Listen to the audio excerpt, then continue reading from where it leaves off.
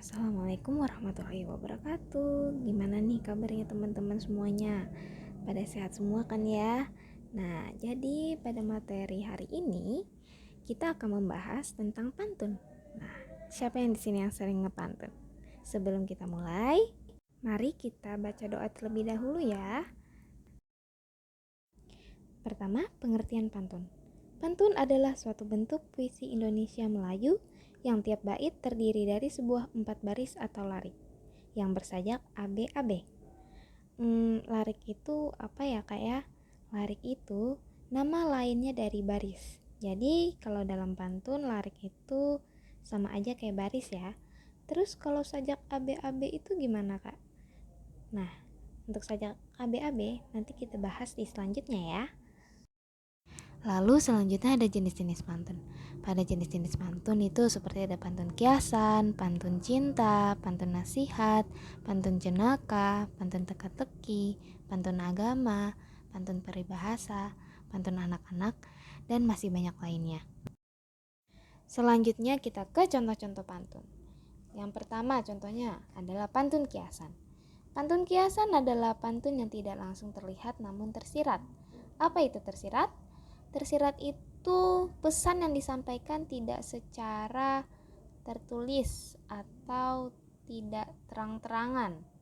Jadi dia menggunakan kata-kata lain.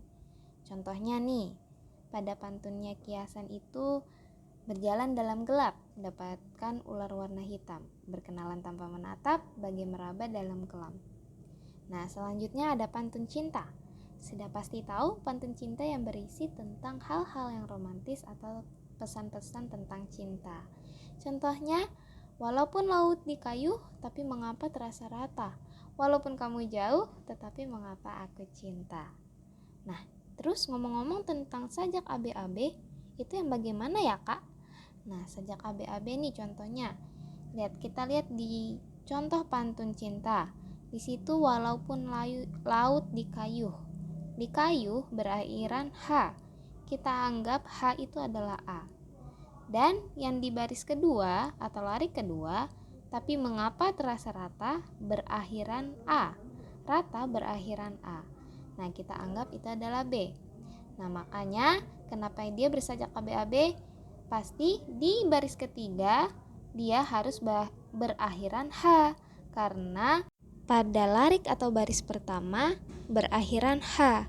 Oleh karena itu pada baris keempat atau larik keempat juga berakhiran A.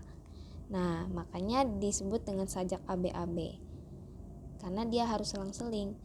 H-A, H-A.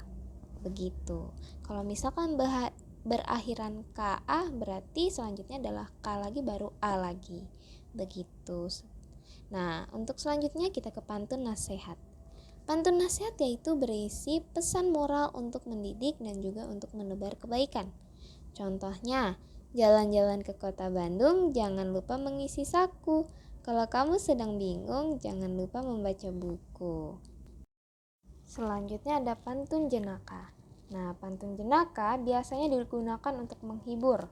Contohnya ada kera mirip buaya, keduanya naik pedati, dikira mirip Luna Maya, ternyata dilirik Mpok Ati. Nah, selanjutnya pantun teka-teki. Pantun ini berguna untuk menghangatkan suasana karena mengajak pendengarnya untuk berpikir. Contohnya, kalau Tuan sekuat halilintar pakai baju begitu gaya, kalau Tuan memang pintar, hewan apa yang sangat kaya?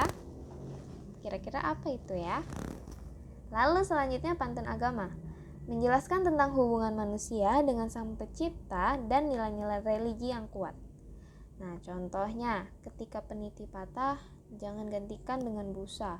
Ketika hati melemah, jangan lupakan yang Maha Esa. Lalu yang terakhir ada pantun peribahasa dan pantun anak-anak. Nah, kita ke pantun peribahasa dulu yang berisi tentang peribahasa. Sudah pastinya ya pantun peribahasa berisi tentang peribahasa. Contohnya nih, udah banyak yang tahu pasti tentang pantun ini. Berakit-rakit ke hulu, berenang-renang ke tepian, bersakit-sakit dahulu, bersenang-senang kemudian. Lalu ke pantun anak-anak. Pantun yang berhubungan dengan anak-anak, baik mengenai sukacita atau duka cita seorang anak. Contohnya, burung kenari, burung perkutut.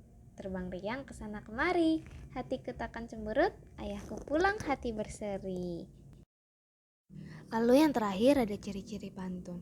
Nah, ciri-ciri pantun itu seperti pantun itu terdiri dari 4 baris atau larik. Lalu dalam satu bait terdiri dari 8 sampai 12 suku kata. Lalu baris pertama dan baris kedua itu disebut dengan sampiran.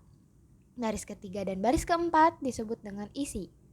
Lalu pantun itu bersajak atau berima AB-AB. Lalu sampiran dan isi merupakan inti yang terpisah. Dan terakhir, pantun merupakan sebuah karya yang bersifat anonim atau tidak diketahui pengarangnya. Tidak terasa kita sudah ada di akhir video. Kakak ingin ucapkan terima kasih banyak sudah mau mendengar dan menyimak materi pantun pada hari ini. Nah, sebelum kakak tutup, ini ada quotes dari Bapak Benjamin Franklin. Beritahu aku maka aku akan lupa, ajari aku mungkin aku akan ingat, dan libatkan aku maka aku akan belajar.